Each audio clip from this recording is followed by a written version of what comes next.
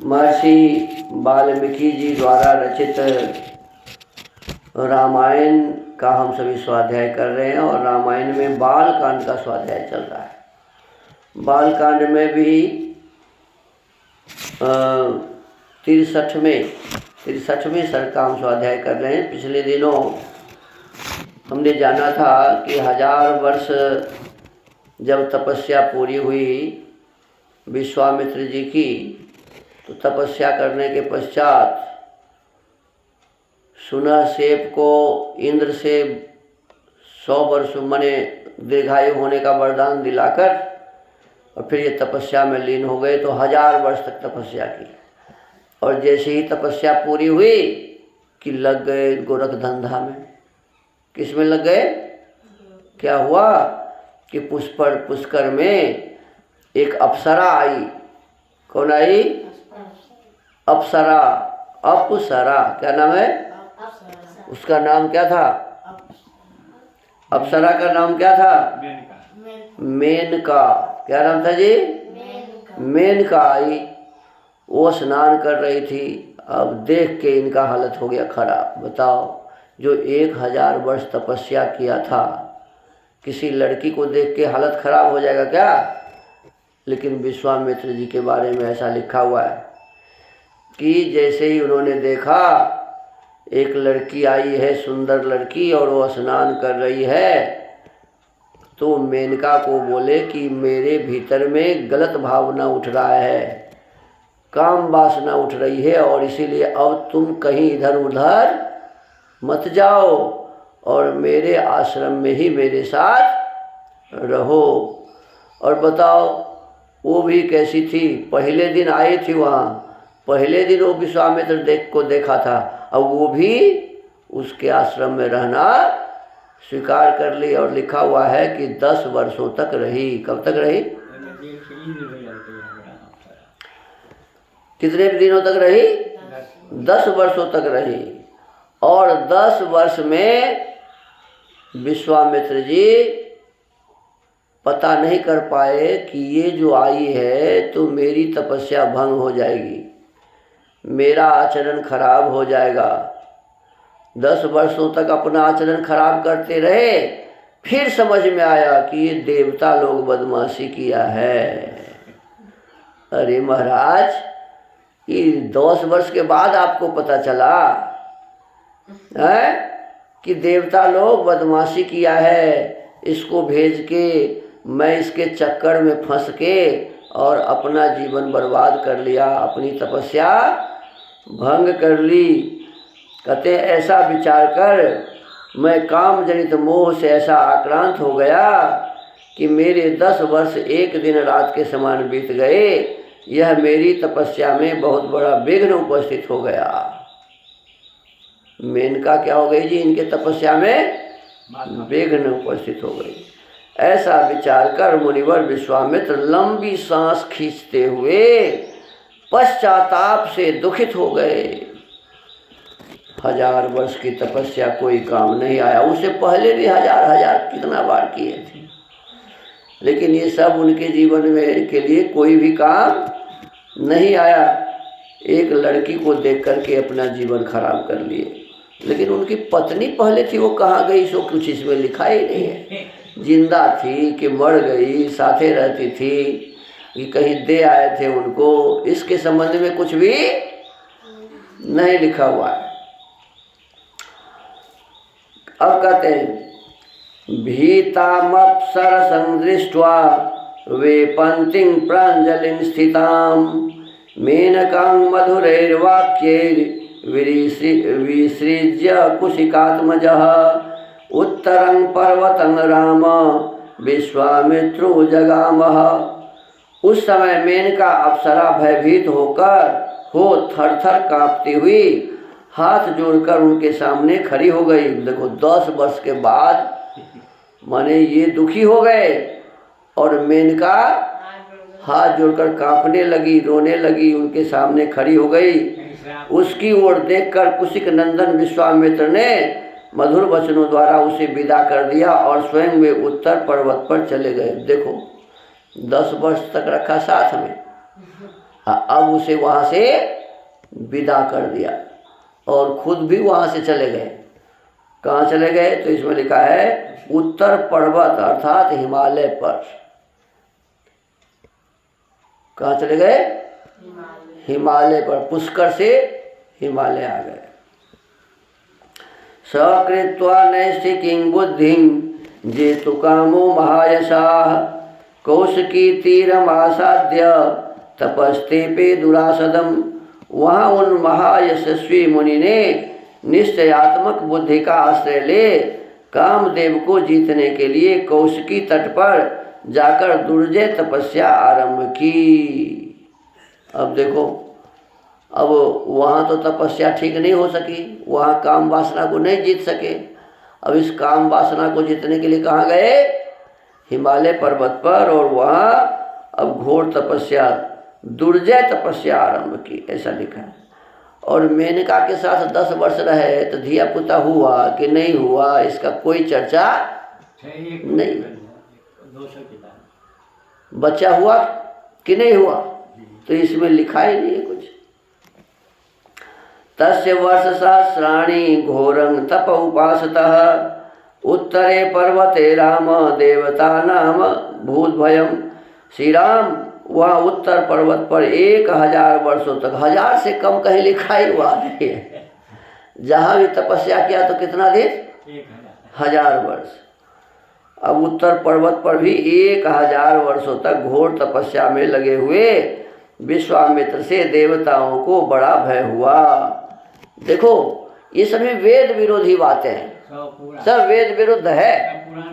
वेद के अनुसार इसमें कुछ भी नहीं है। वेद में लिखा हुआ है कि मनुष्य का जीवन ज़्यादा से ज़्यादा 400 वर्ष हो सकता है।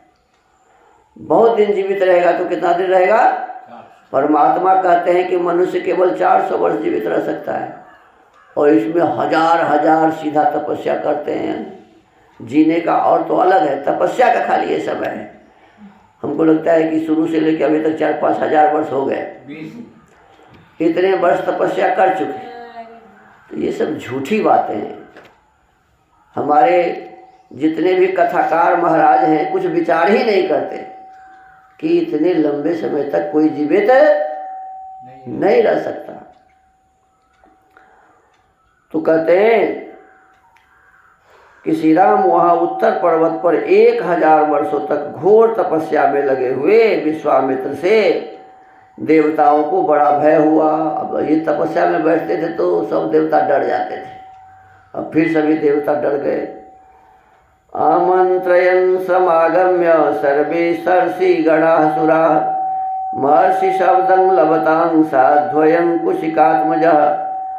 सब देवता और ऋषि परस्पर मिलकर सलाह करने लगी, ये कुशिक नंदन विश्वामित्र महर्षि की पदवी प्राप्त करें, यही इनके लिए उत्तम बात होगी। अब देखो, पहले तपस्या किया तो ऋषि बन गया, अब मेनका के साथ खूब प्रलाप किया तो इसके बाद क्या बन गए? अब महर्षि, देवता लोग इन्हें महर्षि बनाएंगे। तो कहते महर्षि की पदवी प्राप्त करें, यही इनके लिए उत्तम बात होगी।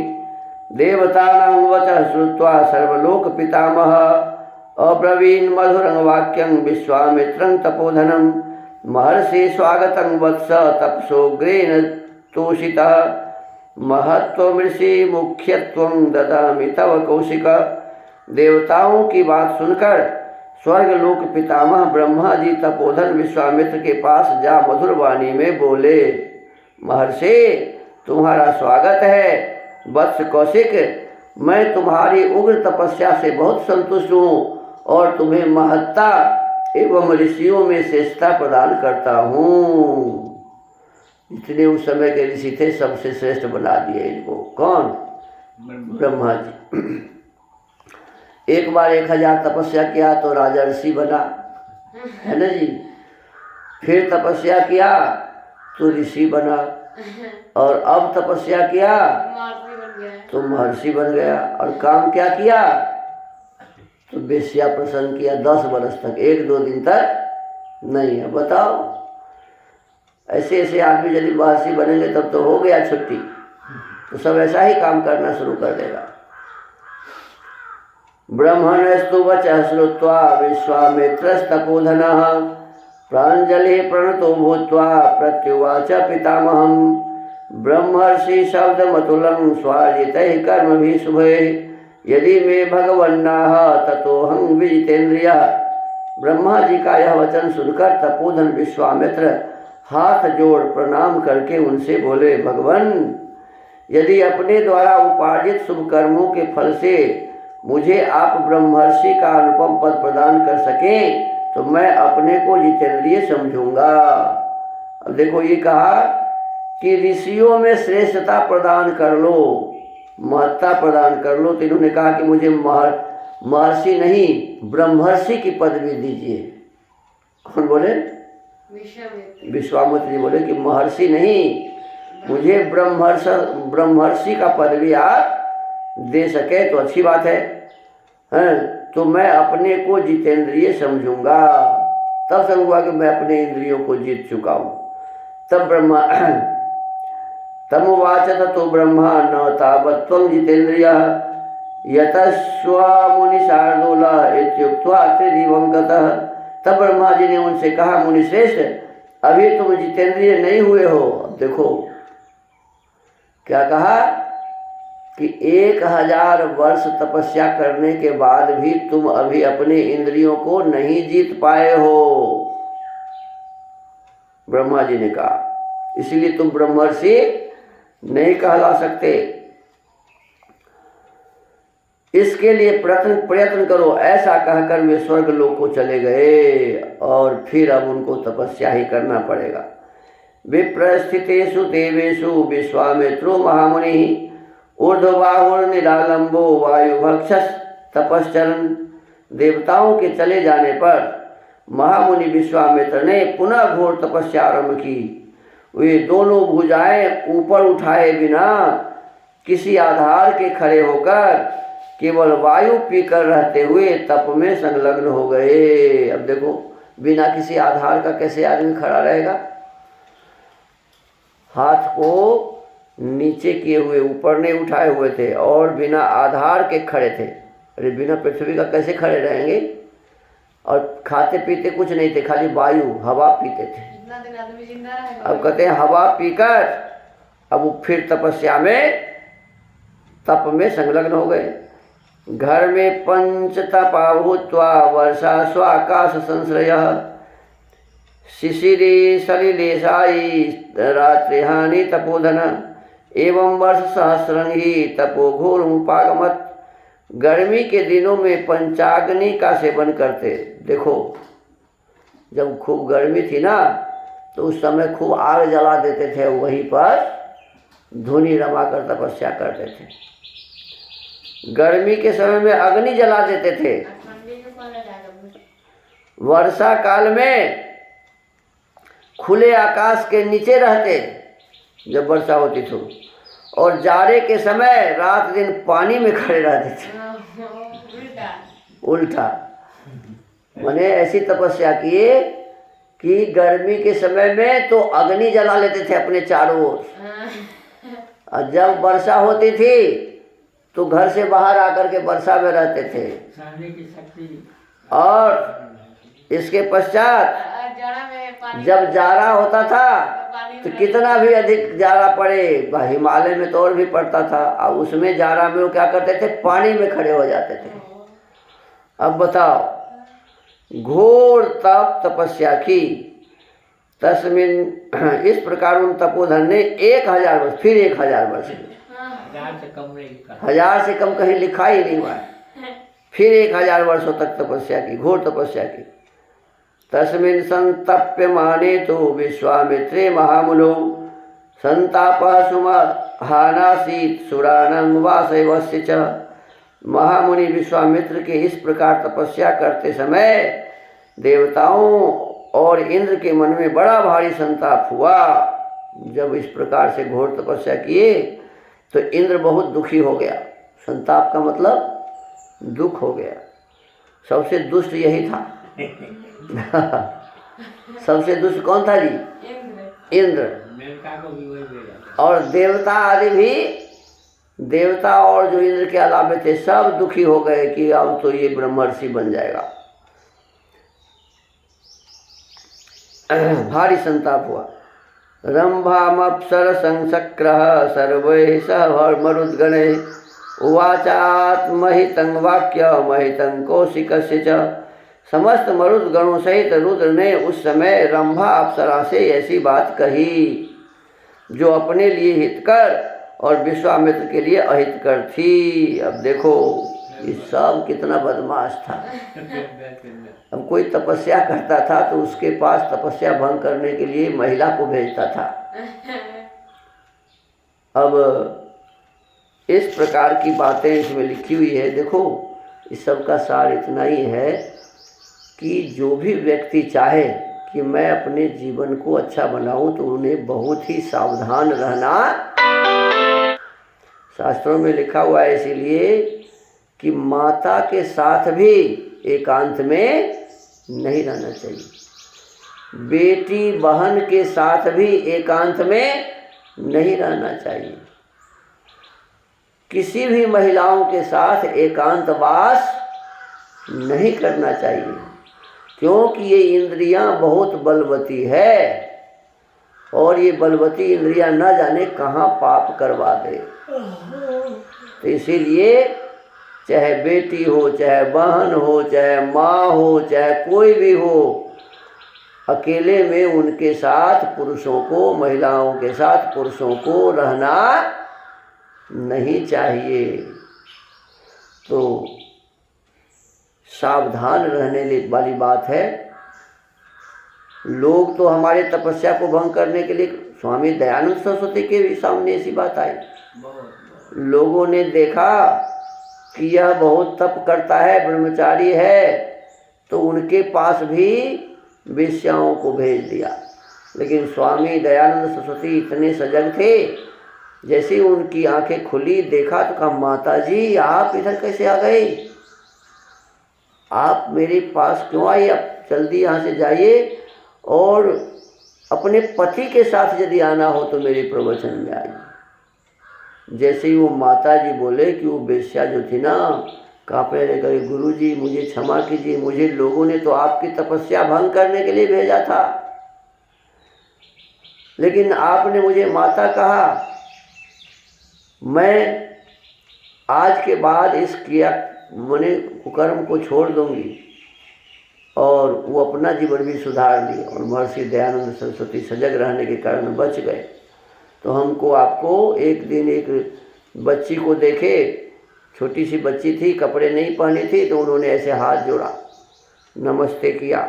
लोगों ने कहा देखो दयानंद तो मूर्ति का पूजा करना शुरू कर दिया। अरे मैं किसी मूर्ति की पूजा नहीं किया, तो ऐसे कैसे किए? तो देख नहीं रहा था, एक बेटी थी छोटी, वो बिना कपड़े की खड़ी थी, एक माता मातृस्वरूप बेटी बिना कपड़े की थी, इसलिए मैंने माता समझकर उसे नमन किया। तो इस प्रकार से सावधान रहते थे स्वामी दयानंद सरस्वती। तो हमको आपको विशेष रूप से अपने इस जीवन को शुद्ध और पवित्र बनाने के लिए हर क्षण सजग सावधान रहना चाहिए, तभी हमारा ये जीवन उन्नत हो सकेगा, अन्यथा नहीं।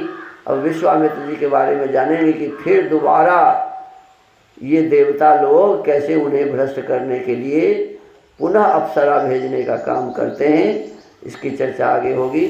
आज के इस वाल्मीकि रामायण के स्वाध्याय के क्रम को यही विराम देते हैं। ओम।